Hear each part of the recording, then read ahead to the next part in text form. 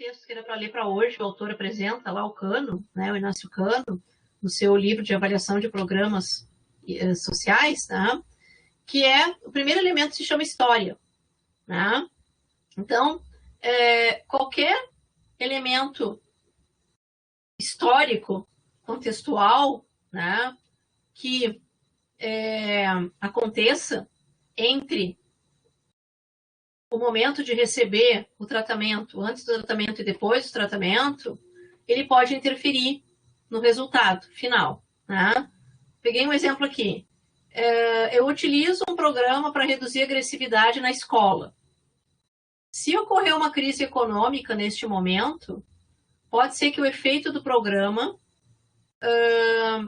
tenha sido afetado por essa crise. E não necessariamente o programa reduziu a agressividade ou aumentou a agressividade, mas houve uma variável que prejudicou. Então, se eu tiver tratado e controle, eu consigo isolar, melhor dizendo, anular o efeito do fator história, contexto histórico. Né? Então, se eu tenho tratado e controle também vivendo na mesma crise, pronto, eu isolo, eu anulo o efeito dessa crise. E vai ser só o efeito do programa na agressividade dos estudantes. Estão me entendendo o que isso? Estão entendendo o que eu estou querendo dizer? Né? Com a presença do controle, é isso, é anular, né? Porque ambos estão vivendo a mesma coisa, então não pode ser essa coisa, e sim a intervenção que causou a tal mudança que eu encontrei. Tudo bem? Os indivíduos podem amadurecer entre o antes e o depois do tratamento, e na verdade o que levou à mudança não foi o tratamento, foi essa maturação, essa maturidade. Podem envelhecer, né? Então, se ambos os grupos de tratamento e controle amadureceram nesse período, eu estou anulando o efeito da maturação. Estão entendendo, né? Eles amadureceram, mas como os dois têm, eu estou anulando. Né? Aí, a única diferença que existia entre eles é que um recebeu o tratamento e o outro não. A mudança, se existiu uma mudança, foi causada pelo tratamento. Teste. O que é o teste? Né? Os indivíduos realizam um pré-teste, que pode ser escrever uma redação, responder uma prova, se pesar numa balança, fazer uma radiografia do pulmão antes de participar de um programa de redução do fumo, né? Fazer um teste lá qualquer. Né? E depois da intervenção, como eles realizaram um teste anterior, né? Esse teste pode afetar as respostas dele no segundo teste depois, no pós-teste. Como é que eu anulo o efeito do pré-teste? Incluindo um grupo controle, que não recebeu a intervenção, mas que participou do pré-teste. O controle é para anular esses elementos aí intervenientes que podem afetar o resultado. Por isso a presença do controle. Se eu tenho controle tratado nas mesmas condições, e o tratado foi o único que mudou, só pode ser pela intervenção, pelo tratamento. Né? Outra variável, outro aspecto que pode afetar, e eu consigo anular com a presença do controle, né? Mudar os métodos de medida. Né? Eu tenho lá um questionário, eu mudo a ordem das questões, o pesquisador ou observador muda a maneira de entrevistar, de aplicar as questões. Né? Se eu tenho um grupo controle, ele também viveu isso. Ele também experienciou isso. Então, eu anulo esse viés. Né? Se eu tenho um grupo, e de preferência, que aquele que está aplicando o instrumento não saiba quem é tratado e quem é controle, o que na nossa área é um problema que é difícil. Lá no teste da vacina, tu tem um que é placebo e um que é tratamento. E o pesquisador que está aplicando. Esse aplicador, melhor dizendo, da água com açúcar, que é o placebo, ou da vacina propriamente, ele não sabe quem é tratado, se ele está aplicando a vacina ou não. É o duplo cego, que a gente chama. Na nossa área é bem mais difícil, porque normalmente intervenções são intervenções sociais, por exemplo, um programa numa determinada comunidade, numa escola, né? Aí o duplo cego é mais difícil, porque tu está vendo quem está recebendo ali, né? Mas, ao mesmo tempo, que ambos os grupos, então, tenham a mesma medida, com os mesmos pesquisadores antes, né? Não mudando, ou mesmo que mude, ambos foram submetidos à mesma situação, né? Aí eu anulo este viés, certo? Aqui tem uma informação bem importante, em relação a características dos grupos pesquisados. Né? Então, se eu tenho grupos que têm medidas muito extremas, né? Tanto controle quanto tratamento. Vou pegar um exemplo, né? Eu pego 2 comunidades super violentas, com indicadores muito altos, né? Melhor dizendo, uma comunidade com indicador muito alto de violência, e eu instauro um programa de segurança e diminui a violência, né? Em um determinado período. Eu não sei se aquela diminuição não é porque estava tão alto que só podia diminuir, ou se é porque realmente o programa funcionou. Né? Eu não sei. Então, se eu tiver um grupo controle que também tem uma pontuação super alta, alto índice de criminalidade, mas não recebeu o programa, eu amenizo, eu anulo o efeito desse caso extremo aí. Né? Então, tratamento e controle com as mesmas pontuações, nas mesmas condições, né? Eu anulo o efeito desse caso extremo. Se a comunidade que tinha alto índice reduziu a criminalidade depois da intervenção, e aquela outra que também tinha alto índice não reduziu, é porque o programa teve um efeito, sim, efeito benéfico, né, de reduzir a criminalidade. Né? Uma outra questão que pode afetar, principalmente em análises, em estudos quase experimentais, é o que a gente chama de viés de seleção. É muito comum esse termo na literatura de avaliação de impacto. Né? Em que medida os grupos são equivalentes? Quando eu não estou lidando com o experimento, estou lidando com quase experimento, muito provavelmente eles não vão ser. Aí eu vou ter que partir para aquelas soluções, né? O pareamento, análise multivariada, né? Aqui eu falei pareamento, mas seria uma possibilidade, né? Entre tratado e controle. Não basta só ter o controle, ele tem que ser equivalente ao tratado, e vice-versa, né? Essa ideia da equivalência é para isolar o impacto da intervenção. Se não forem equivalentes, eu não consigo isolar o impacto da intervenção. Outro aspecto importante é o que a gente chama de mortalidade amostral. Somente em pesquisa social, principalmente pesquisa social. O que é a mortalidade amostral? Né? Eu aplico um questionário, eu faço uma mensuração de alguma coisa com um grupo de indivíduos, né, antes do tratamento, certo? E aplico um tratamento e quero, depois do tratamento, verificar se houve alguma mudança naquele grupo que recebeu o tratamento. Né? Se algumas pessoas desistirem de participar, né? Se algumas pessoas não responderam a segunda etapa, desistiram de participar, né? Eu tenho que verificar se aquele grupo que eu tenho no segundo momento, aquela amostra, não é muito diferente do primeiro grupo antes da intervenção, certo? Então, eu tenho que comparar estatisticamente as características e ver se aquela perda de alguns indivíduos ali no meio do caminho pode ser até por mortalidade mesmo, né? Quando a gente trabalha com pessoas muito idosas, entre um momento e outro elas podem morrer, literalmente. Daí não é só falta de participação. Aconteceu isso comigo no meu doutorado, eu repliquei um estudo 10 anos depois, e eu não tinha, e eram idosos, eu não tinha a mesma amostra. Então, talvez os meus resultados poderiam estar sendo viesados por isso. E aí eu fiz um teste estatístico para ver se a diferença das características daquela primeira amostra inicial era muito diferente da segunda amostra. Né? E felizmente não eram, mas se forem, aí tem que cuidar porque isso pode viesar resultados, pode viesar efeito de programa de intervenção, né? Então tem que ter bastante cuidado com isso, tá?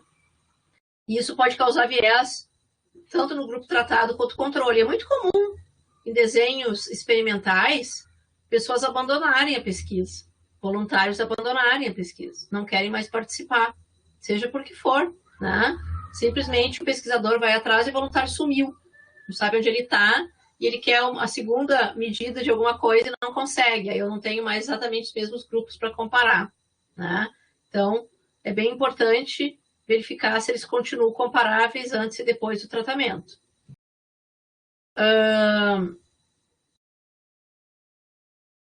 É bem importante que o grupo tratado e o controle não tenham contato. Né? Então, por exemplo, esse exemplo que eu dei de dividir a turma em duas é o ideal, mas o melhor mesmo é que eles não conversem. Porque daqui a pouco, o grupo que está fazendo o curso de redação conta para o grupo que não está como é que é o curso, passa algumas dicas, né? Então, o ideal é que não tenham esse contato. Uma ocasião, houve um projeto, que eu acho que era da OMS, não me lembro mais, para reduzir a verminose num país, ou nos países lá na África, né, entre as crianças, né, vermes. E eles aplicaram um programa, que era um programa bem interessante, assim, simples, ensinar as mães a ferver a água, a lavar as mãos, coisas muito básicas de higiene, né? E fizeram um experimento, que era algumas comunidades que tinham alta verminose participaram e outras, né, dentro, muito próximas, vizinhas, não participaram. E o que eles verificaram ao final de um tempo é que aquelas comunidades que não receberam as instruções, não participaram do programa, reduziram a verminose tanto quanto aquelas que receberam. Reduziram também. Aí vai dizer, o programa não funcionou? Não, funcionou até demais. Né? Por quê? As mães conversavam entre si, iam lá no lago, lavar roupa, conversava com a outra, contava o que tinha participado do programa. Era contaminação positiva, no caso, né? E aí aquelas que não estavam no programa aprenderam que tinham que lavar a mão, que ferver a água, que lavar o alimento, mesmo não participando do programa. E daí também reduziram a verminose. Né? Claro que não é o desenho ideal para testar impacto, mas nesse caso foi até uma coisa benéfica que aconteceu. Né? Mas tem que ser muito cuidadoso, né? Para poder, então, isolar impacto e verificar se não tem nesse caso, contaminação positiva. Né? É algo bom, mas aí eu não consigo dizer muito sobre o programa, né? Porque, na verdade, indiretamente, o grupo controle acabou tendo informações que não deveria ter, né? Não tem como isolar o impacto do programa. É um problema, cientificamente, mas para a sociedade foi muito bom, porque acabaram disseminando um conhecimento, né? E gerando um impacto positivo, né? Em relação ao desfecho que eles estavam querendo tratar. Uma outra situação também trazida no texto do Cano, né? Acho que é no do Cano. Alguns programas, quando eles são benéficos, eles podem fazer com que algumas outras instituições concorrentes, né, fiquem preocupadas com aquele que é grupo controle, não está recebendo, e passem a agir da mesma forma que o grupo, que a intervenção no grupo tratado. Né? Aí eu já perco totalmente o grupo controle. Já não tenho mais grupo controle. Aí a minha ideia de comparar tratado e controle, ela vai ser afetada, né? E uma das soluções é não lidar mais com tratado e controle, mas o momento em que a intervenção surgiu, as intensidades das intervenções, né? Porque eu já não vou ter mais tratado e controle, porque veio lá uma ONG e também deu o mesmo tratamento, aquele que o grupo tratado estava recebendo, e eu já não tenho mais a comparabilidade. Né? Posso comparar momentos, quem recebeu antes com quem recebeu depois, quem está recebendo mais ou menos, mas não mais tratado e controle em função disso. Tá? Esse aqui é importante também, né? Quando as pessoas, por exemplo, que estão participando de um programa, ou melhor dizendo, né, não estão participando de um programa e mudam seu comportamento para supostamente via participar. Elas acham que é injusto e acabam, então, né, mudando para fazer parte do grupo tratamento, do grupo experimental. Né? Então, o ideal é que tratado e controle não se comuniquem. Tratado e controle não tenham, né, contato. Esse exemplo da sala de aula, talvez fosse melhor pegar turmas diferentes, né, e não ser na minha aula dividir em duas, né? Turmas diferentes, na mesma série, mas diferentes, né? Que têm faixa etária semelhante, características semelhantes, mas não estão na mesma turma para não ter essa contaminação ou essa questão da compensação. Né? Um outro ponto, né? Aqueles que fazem parte do grupo controle começam a querer imitar uma determinada situação do grupo tratamento, pensando que podem com isso receber o programa. Né? Por exemplo, um desempenho ruim na escola, evasão, qualquer coisa. Né? Aquela comunidade não está recebendo, então ela olha para outra que está e diz, eu vou também, então, me comportar igual a eles para poder receber. E aí já causa um grande viés. Né? Como eu disse, o ideal é que tratado e controle, tratamento e controle, o grupo experimental e aquele que não está recebendo a intervenção não se comuniquem, seria o melhor, né? Não tenham contato, para que ninguém saiba que está fazendo o experimento. Claro que vocês poderiam trazer questões éticas, né? Como é que eu não vou contar para as pessoas? Como é que elas não estão sabendo que isso é um experimento? Na área sociais, realmente, é outro mundo comparado com a área das biológicas, das exatas, em que tocar um experimento, fazer um experimento, é algo relativamente simples, né? Na nossa tem uma série de... Essas aqui que eu estou trazendo, né? E uma série de problemas de caráter ético, de caráter, político, né? E que não permitem que desenhos experimentais ou quase experimentais sejam de fato efetivados, né? Os participantes passam a agir como eles acham que o aplicador do programa espera que eles devam agir, né? Isso é um viés complicadíssimo, que daí já não é mais natural, os comportamentos não são mais naturais, a situação não é mais natural, né? Há um viés aí, tá? Então, o melhor mesmo é que o pesquisado não soubesse muito sobre a pesquisa. Só que, quando a gente faz uma pesquisa numa comunidade, uma pesquisa social, a gente tem que, né, ter formulário de consentimento, passar pelo comitê de ética, né? É bem mais complicado, né? Então, mas o ideal seria isso, né? Conforme eu coloquei aqui, para não gerar um viés nos resultados. Mudar seus comportamentos, mudam seus comportamentos naturais, né? Mudam a maneira de agir, porque sabem o que o pesquisador está esperando. Aí é completamente enviesado o resultado do estudo, né? Esse aqui é a mesma coisa que na verdade, eu falei... Deixa eu só voltar aqui. Isso. Se desempenhar de forma diferente, né? E aqui, os pesquisados agir da maneira que acham que os pesquisadores pensam deles, né? Então,